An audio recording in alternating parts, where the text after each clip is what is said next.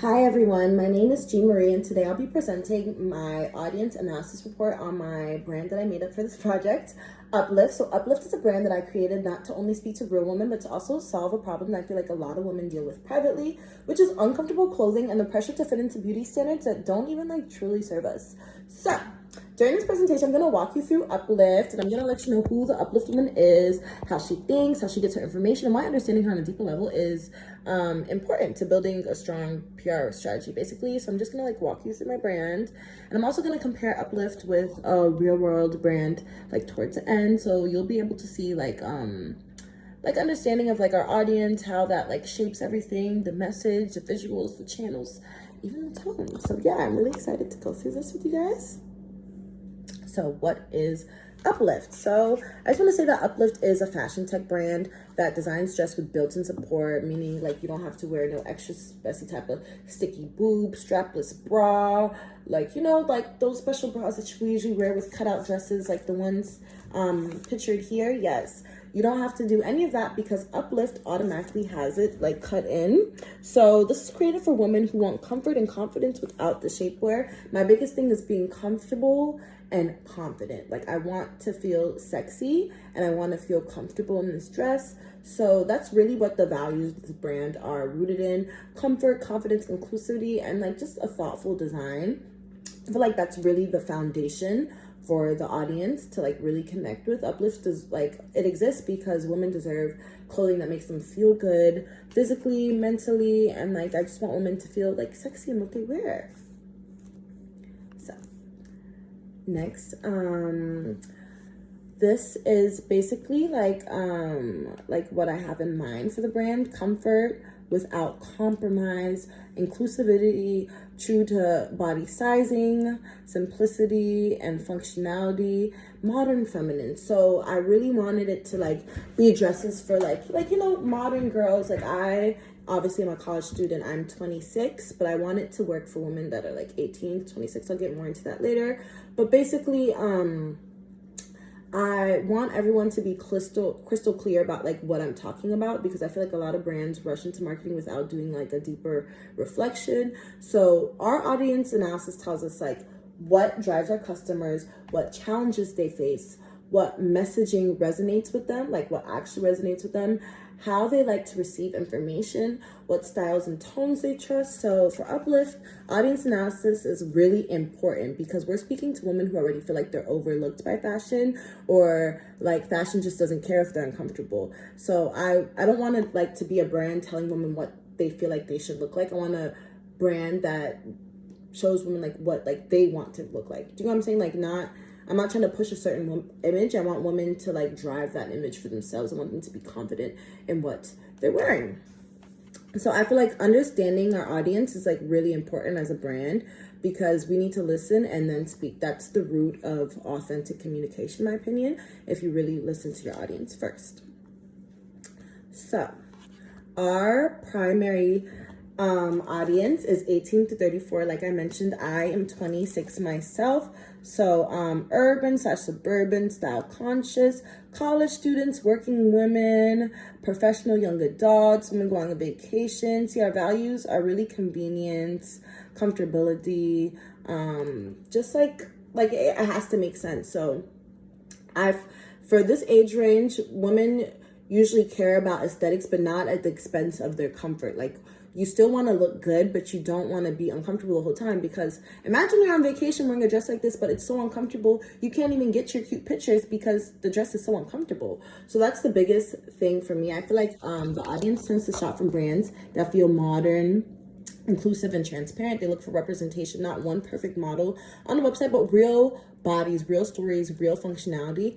Uplift meets them exactly at that intersection. Style meets comfort, confidence meets practicality. So that's why I added these pictures here. As you can see, these are all obviously aesthetically pleasing outfits, but where Uplift would come in, all these dresses would automatically have the built-in shapewear, built-in bras, so you don't have to go and add those extra pieces. And as women, we all know that a good bra and a good shapewear costs a lot. So I just really wanted to have that intersection where the style meets the comfort, where it meets the practicality, so that that was my driving force. So yeah, that's who we serve. So next we have the psychographics to understand like where we're from. So obviously the gender is for women. The age is primarily 18 to 34. Income about 35K to 95K. Locations: New York, DC, Atlanta, LA, Chicago, Houston. Education, like, college, early career professionals.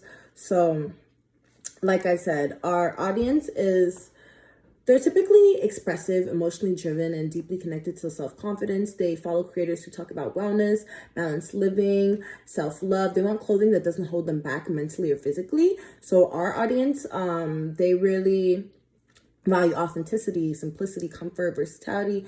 Brands that speak with them instead of at them. They're very community oriented. As you can see, I added pictures of women like, with their friends, probably on vacation, So women that want to feel relief, support, especially like if you're on vacation, you want to feel relieved, you want to feel sexy, you want to feel beautiful, but you don't want to feel restricted. So that's really that.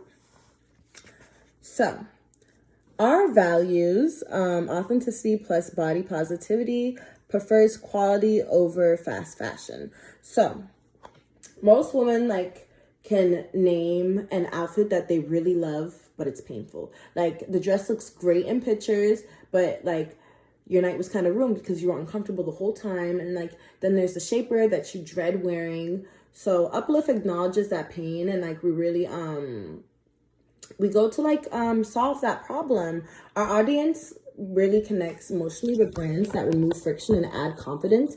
Uplift does exactly that. We engage heavily in social media spaces because we know that that's where a lot of our audience is, in those social media spaces. So when it comes to how we communicate, we are addressing a real pain point, the shapewear discomfort. We are making fashion functional. So we know that to reach our audience, which is mainly 18 to 34, that we need to be on Instagram and TikTok with short visual appealing content. And the communication needs to be supportive, female driven. So we were thinking about doing interactive polls, questions, UVCs, reviews, because I know as a consumer myself, I really want proof. I love transparency. I love when websites have a review tab, so I can really go in and see what other women are saying about the brand. To me, that's something that always really helps, especially when I'm buying something. I really want to see, how do other women feel about this product? What do they think about it? So I feel that with Uplift, the communication strategy needs to align with these habits: short, visual, authentic, community driven, because everyone nowadays is really on TikTok and Instagram nowadays. I'm going to expand on that more in the next slide. So how does our audience like to engage? They prefer social media content, TikTok, Instagram, Pinterest. I know me, I love Pinterest. So we like to engage with them through that, basically. So as you can see, I added a TikTok thing and an Instagram thing. So with Uplift, I would probably send to a lot of influencers who are known for trying on dresses, clothing, fashion influencers probably, or everyday influencers who incorporate some type of style into their content form, because I think that's really important. Because nowadays, a lot of people get their information from TikTok or Instagram, which is basically short form video. So from 15 to 30 seconds, how can this person present all the information that you need to know in a aesthetically pleasing way? And even with Instagram, a lot of the photography that I've noticed people engage with the most is story based. It's not just a pretty picture. You're learning this, that, and the third from that one picture. So I think that's very important. Our audience loves content that educates them without them feeling overwhelmed. You don't want to be rushed with a whole bunch of information, or a graphic that has this, that. You want it to feel organic and not like it's overly polished. You don't want it to feel like it's an ad. It has to feel like it's natural. So for Uplift, this means demonstrating that comfort visually, showing how the dress moves, stretches, and how it makes someone feel. That's how I see it. So the preferred channels: Pinterest, Instagram, TikTok, and email. Yes, email. I know me. Sometimes I will forget about a brand for so long and I'll randomly get an email. I'm like, oh my gosh. And like, it'll like tell me all these things or tell me about a sale. And like, email is still a big channel for communication that I think a lot of people tend to forget about it. So when an audience buys, they rely heavily on trust. They believe other women and not like corporations. So they're gonna believe their favorite influencers on these 3 apps before like they just see an email obviously telling you, oh, you're gonna love this. You know, they're gonna love seeing the brand on an influencer that they already followed, that they've been following for years. Maybe it's someone that they're new following, but it's someone that they have some type of trust with. Or people also, our audience also loves like peer and friend recommendations, which is also another big thing. And a lot of the time, peer and friend recommendations are going to be on Instagram or TikTok, on like people's Instagram stories or TikTok stories, or like making their own little Pinterest boards. A lot of people put in a lot of information about how like they like a brand, how something fit, if they wore it to a wedding. I know a lot of people that I know, I am 26, get married and like they make all these like boards on Pinterest of what they really liked for their wedding. I know that's a big space on Pinterest, like making wedding boards. So what's really big about this is transparent messaging from brands. They also gravitate towards brands that show diversity. Like it's not just one certain type of person, and not like as a marketing gimmick. It's a consistent practice. You always see a woman that looks like you. You see different kinds of women. You're not only seeing one woman that looks like a model, you're seeing all different kinds of women. Like when you go on these social media apps, you want to see someone that you feel like you can identify with on the page, which is really important to me. So for me, I feel like if Uplift wants a long-term loyalty or transparent, we have to stay central in our communication with the audience. It's a very big thing. So these are the preferred content types for Uplift. We love a styling video, so wearing versus styling a piece, which I think is very important. I don't want women to see certain pieces and think that, oh, they can't wear it because it's not like, as you can see, this woman took this plain white dress and she styled it a whole completely different way, which I think is very important. I want the women to know that they can wear the dresses and style them any type of way. Like the functionality is there. It can function in any type of way. Try on hauls are very important. I know personally, me, when I find a super cute dress online, I run on TikTok to see if anybody tried it on. What does it look like on people? How is it like putting it on and all of that? That's what I really love about try on hauls. Obviously, influencer content of them just talking about it, like maybe, hey guys, like I just bought this today, this and that. Like I find that all to be very important. Obviously, aesthetic product photos is very important. Like people want to see it and like want to buy it. Like you just don't want your clothes to look frumpy. So obviously these are the preferred content types, which I think is something that resonates with people that are 18 to 34. As a 26-year-old, I can definitely say it resonates with me. So the rhetoric and writing style. So we like very warm conversational tones, empowering, uplifting. Obviously our name is Uplift, and very clear cut messages. Like I want people to know exactly what we're talking about. We have an inclusive brand, and yeah, it has to be inclusive language. It can't be language that feels very stiff or limiting. Like instead of layers, we say support. Instead of squeezing, you have ease. Instead of pinching, you have soothingness. Instead of stress, you have confidence. And that's what Uplift is all about. So comparison, we are comparing ourselves to Skims, which I feel does have a similar audience to Uplift. Their messaging blends practicality with aesthetic minimalism, strong visual storytelling, clear, simple writing style. One thing I will say about the Skims website, everything is clear cut. As you can see, they have a collab coming up with North Face, and if you can like see a little bit here, the little white lines, white words up there, is everything like categorized on their website. Everything's pretty easy to get to and find on the Skims website. So what can we learn from the Skims website?